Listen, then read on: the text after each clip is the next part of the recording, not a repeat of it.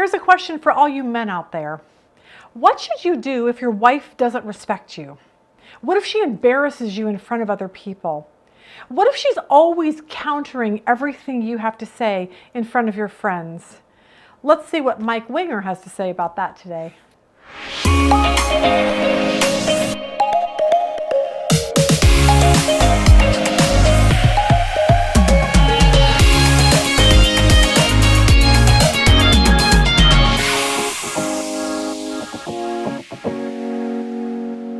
All right, glad you're joining us. For today, we are going to answer one question from our Marriage Questions Conference that we did a while back. We spent 8 hours in one day with 3 guest speakers, Dr. Sean McDowell, Alan Parr, and Mike Winger. We wanted to get them to answer these questions for us because they know the Bible really well and they have a lot of biblical wisdom. So we brought them in, and this particular question we asked Mike Winger, and here it is. This is for all the men out there. What should you do if your wife doesn't respect you? What if she embarrasses you in front of other people? What if she's always countering everything you say around your friends? Now, this particular question I wanted Mike to answer because this is the thing that drives me the most crazy when I'm with people. And suddenly you'll have a wife or husband say something and his wife will be like, that's not true. And it embarrasses them. And it feels very, very disrespectful and humiliating to the husband. So I wanted to have Mike Winger talk about that. Watch this. Here, my wife will not respect me. She counters me in front of other people. Honestly, this is the one thing that drives me nuts. We're with a bunch of husbands and wives, and the husband will say, last Tuesday, and she'll be like, no, it was Monday. We went on vacation last June. Nope, it was May. And this is constant. And I'm like, would you stop? But and it feels very disrespectful to a husband, and I get that. So what should a wife respecting her husband look like? Ideally it should look like she respects you, right? But here's the thing I discovered in my own marriage is that I have a different measure of respect than my wife did. And so she would do things at our first early years of marriage that I felt like that was disrespectful, and she was like, huh? There wasn't in her heart at all, right? And so I learned to get thicker skin. She learned to get thinner skin. And we kind of balanced out a little bit so that she became more sensitive to potentially disrespecting me, and I became more gracious and understanding and not an insecure punk. Because that's absolutely the way I'm wired to be. I'm more inclined to be that way. Somehow getting married just pulls out every insecurity I have and puts it right there in front of the marriage. It's kind of weird, and I think that might be common for couples. You get married, and all of a sudden, all your insecurities and fears and stuff like that, and it just creates a lot of tension in the marriage, and sometimes it's a couple years down the road, you're like, okay, I guess I could relax a little bit, hopefully. Otherwise, other people don't learn that lesson, but so a husband and wife often have a different idea about what counts as respect, so have conversations with each other. Don't start the conversation, we might counsel, with, you disrespected me. You've got to talk in the language of feeling here, because sometimes it's hard to tell if it was real or just felt. And so I'm not talking about, guys, you have to learn to share all your emotions. I don't know that sharing all your emotions is good for anybody to do. What I'm just saying is you're not making the objective claim, you disrespected me. You're giving the statement, hey, that felt uncomfortable for me when that happened. And you'll learn each other a little better that way. I think that can be healthy. So perhaps you could say, I know you don't mean to disrespect me, but it does feel that way to me when you do this, and I appreciate it if you try to be sensitive to it. Because this doesn't require her to admit fault, that what she did was objectively wrong. And does it matter at that point? You're learning how to work together here.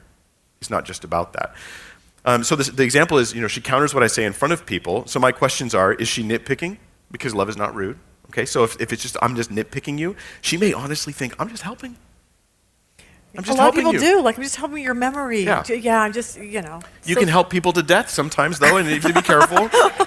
I'm really helping you. And you're like, really? It doesn't feel like help at the time. Did they need to know it was June and not May or whatever? Exactly. Was it that important? Yeah. if now some husbands are kind of stupid and they say wrong things a lot, and their wife is smart. And so their wife's like, well, he's just wrong a lot, and I'm just fixing it, All right. And so I think they need to find ways to see through this. It's okay just to let him say something dumb. Everybody knows it's dumb, It's fine. You don't have to fix it. I'm just being real with you guys. I've seen guys. So there's steps to take before countering your husband in public. Here's my thoughts on this. And I'll get reamed by feminists for even offering something like this. But here's steps. Is this issue really important? Right. Is it going to matter even 2 minutes from now, right? The thing I'm about to correct. Or is it like, yeah, whatever. Is it really helping? Because good intentions can go wrong here. I fixed the error, but did I help the scenario? That's the question. Can I wait until we're in private instead? Because then that will take the embarrassment away from the correction. Sometimes you can't. The thing, you gave them wrong directions. I kind of have to say something now because you're about to cause them harm. Okay, and then you're going to get all mad at me later and that's your issue. I'm going to do as graciously as I can, but you're hurting somebody. I think that seems wise. Can you say it with grace? Instead of saying you're wrong, you could say don't forget this other thing.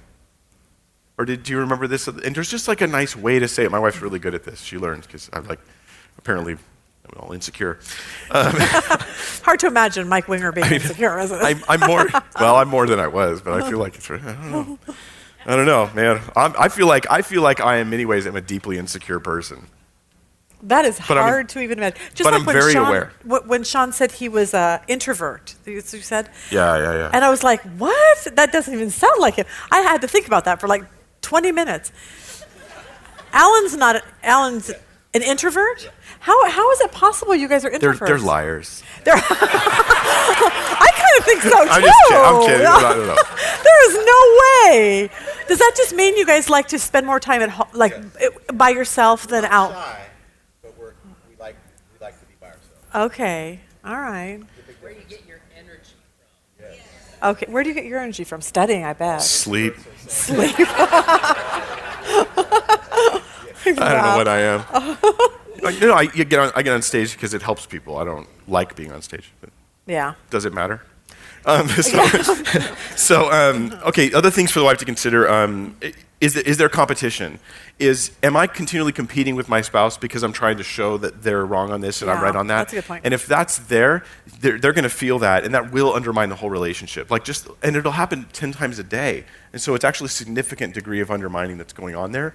And hopefully the husband rises above it, but it's not healthy if there's any degree of competition. And so I'd apply all those rules to husbands as well, by the way. But if to the husband who's like, hey, what should my wife do? What you might be like is, hey, look at this video. Mike says, here's how you should handle these issues. To the husband who asked the question, my response would be, here's a real danger, focusing on what she needs to do instead of focusing on what you need to do. If your wife corrects you in front of others and embarrasses you, here's where you rise up and you show integrity and at least the appearance of the lack of insecurity by going, you're right. Or just letting her talk. You know you disagree, but you're not going to make a thing about it right here. So maybe it was May. Maybe it was June. Okay. And you go on. And you rise above it and you decrease the tension in that moment. Husbands are, the instructions in Scripture to husbands are to husbands. The instructions in Scripture to wives are to wives. And the two do not meet. Yet husbands are obsessed with what their wives are supposed to do. Wives are obsessed with what their husbands are supposed to do. And that is the problem in Christian marriages. When you think you're using the Bible and you're trying to have a Christian marriage, but you're applying it wrong, right? You're obsessed with the speck and not the plank. And so we have to deal with just our side of things. You know. That's awesome. Okay, yeah. As we get older, I laugh because my husband and I, as we get older, he'll say things, he'll be like, do you remember? And I'm like, I don't think it happened that way. And I mean, but I try not to say anything to him because I'm like, because then yesterday, he'll be like, what happened yesterday? I'm like, I can't remember yesterday. I can't remember yesterday. But then you just kind of get to the point, I like what you said, it just really doesn't matter. It's just not even worth even having a conversation about it or calling him. It's kind of stupid, so. All right, hope all you men learned something valuable, but I hope all you women learned something valuable too. We have to be really careful as wives not to do this, not to embarrass our husbands, because sometimes we just pop off and say things that we really honestly shouldn't. So thankful for Mike Winger. He's to me one of the most brilliant Bible teachers around. If you would like to watch the rest of this session, I will put the link below. Hope that helped. Have a really good day.